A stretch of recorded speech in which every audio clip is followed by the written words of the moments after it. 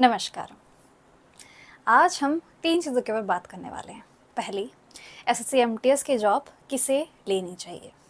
दूसरी, इसकी सैलरी क्या रहती है। और तीसरी, इसमें हॉलीडेज़ क्या रहते हैं, मतलब कितनी छुट्टी मिलना अलाउड है, कितना काम है, क्या नहीं। ये 3 चीज़ों के ऊपर बात आज करने वाले हैं। पहली चीज़, ये जॉब किसके लिए अच्छी है और किसको लेनी चाहिए। देखिए, एसएससी एमटीएस जो है ना, ये आपका अल्टीमेट गोल कभी भी नहीं होना चाहिए। ये सिर्फ उनके लिए है जो कि बहुत फाइनेंशियल कंडीशन से जूझ रहे हैं या उनको बहुत अर्जेंट नीड है कि उनको जॉब चाहिए। ज़्यादातर जो सीजीएल की प्रिपरेशन करने वाले होते हैं वही एसएससी एमटीएस के अंदर बैठते हैं और सीट भी लेते हैं। अगर उनकी फाइनेंशियल कंडीशन सही है तो वो इस जॉब में नहीं बैठते हैं, बिकॉज उनको पता है कि छोटी छोटी चीज़ों को छोड़ना पड़ेगा एक बड़ी मंजिल को हासिल करने के लिए। सेक्रीफाइसेस देने पड़ेंगे, है ना। बट अगर किसी की मजबूरी बहुत ज़्यादा है और वो चाहते हैं कि मेरे पास ये सेफ़ ऑप्शन रहना चाहिए और उसके बाद मैं आगे पढ़ाई करूं, तो उनके लिए ये जॉब सही है। अब इसमें हॉलीडे का टॉपिक इसीलिए ऐड किया गया है कि अगर आप ऐसा सोच रहे हैं कि मैं इसमें जॉब ले लूँगा या फिर ले लूँगी और उसके बाद में पढ़ाई करूँगी, तो हॉलीडे का क्या सिनेरियो है, कितनी छुट्टी मिलती है, कितना काम होता है ना, क्या क्या चीज़ें हैं, वो किस तरह मैनेज होंगी। मान लीजिए कि अगर आपका एग्ज़ाम है और आप एसएससी एमटीएस में हैं, आपकी जॉब चल रही है, तो किस तरह आप एग्ज़ाम की प्रिपरेशन करने वाले हैं। तो ये सारी चीज़ें हम देखने वाले हैं। पहली चीज़ मैं आपको समझा ही चुकी हूँ कि अगर बहुत फाइनेंशियल कंडीशन आपकी ख़राब है तभी इस जॉब को लेने की कोशिश करना। अदरवाइज़ अगर कोई चाहता है कि नहीं, मुझे ये जॉब लेनी ही पड़ेगी बिकॉज़ फैमिली प्रेशर है या फिर मैं एक प्लान भी रेडी करना चाहता हूँ, तो वो चीज़ हो सकती है। मेरा काम आपको सिर्फ ये बताना है कि क्या है और क्या नहीं। अब बात कर लेते हैं, ये 2 चीज़ों की बात हम अब करते हैं, सैलरी और हॉलीडे। देखते हैं इनके बारे में।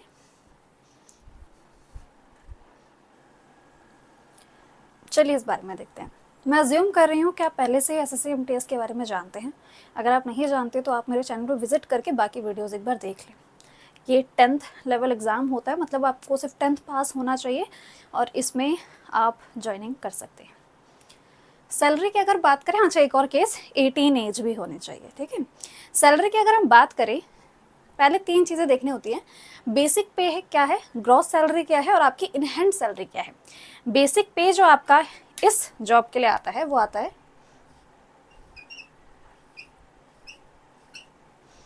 18,000। अगर हम ग्रॉस सैलरी की बात करें तो इसके अंदर और भी चीज़ें ऐड हो जाती है, जो कि अलाउंस होते हैं आपके और आपका एचआरए हो गया। ये सारी जो चीज़ें होती हैं, इनको ऐड करने के बाद आपकी टोटल ग्रॉस सैलरी बनती है, जो कि आपकी 35,000 तक आती है। उसके बाद आपके और भी चीज़ें टैक्स वैक्स कटता है और उसके बाद आपकी इन हैंड सैलरी क्या आती है, मतलब कि आप जॉब में जा रहे हैं तो आपके बैंक में कितना ट्रांसफ़र होने वाला आपका 1 महीना कंप्लीट होने के बाद, तो वो आपकी तकरीबन 31,000 टू 32,000 के आसपास आपकी इन हैंड सैलरी आती है। अच्छा एक और चीज़, क्या ये हर जगह के लिए फ़िक्स है?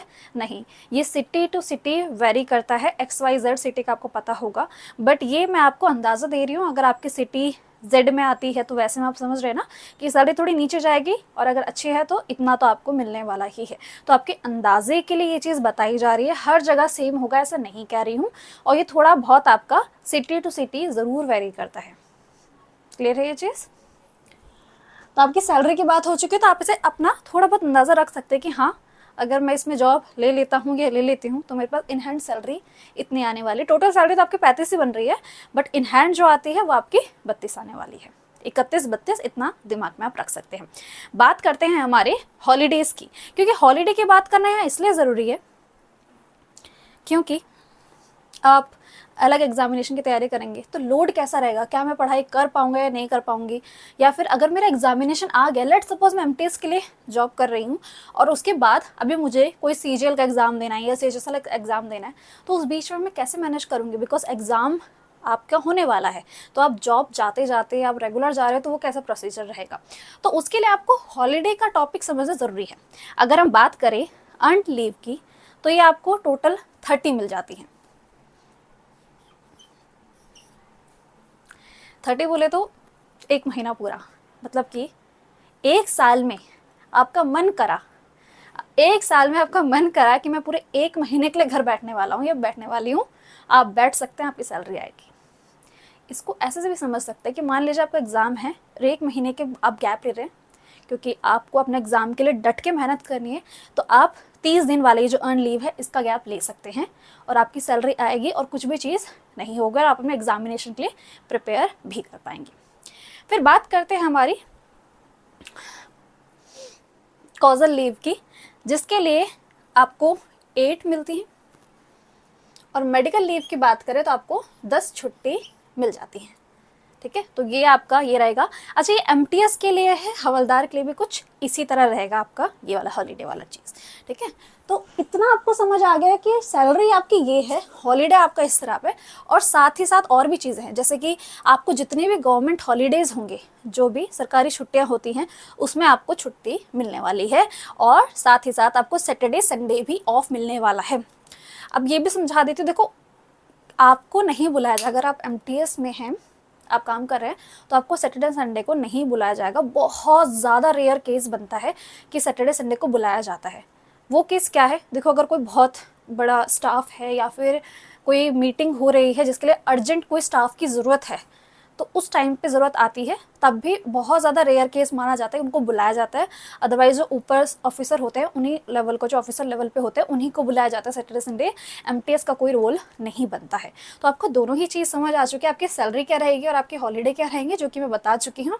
ये अर्न लीव का कंसेप्ट मुझे आपको बताना था कि 1 महीने की छुट्टी आप ले सकते हैं, और आपको ऐसा नहीं होगा, जैसे मान लीजिए कि आपकी जॉब लगी, आप कह रहे हैं कि 1 महीना में चिल करना चाहता हूँ, मेरे को जॉब ना जाते हुए पैसे लेने हैं, तो आपने ज्वाइनिंग ले ली, ठीक है, आपने ज्वाइन कर लिया, और उसके बाद 1 महीने की छुट्टी आप कमा सकते हैं।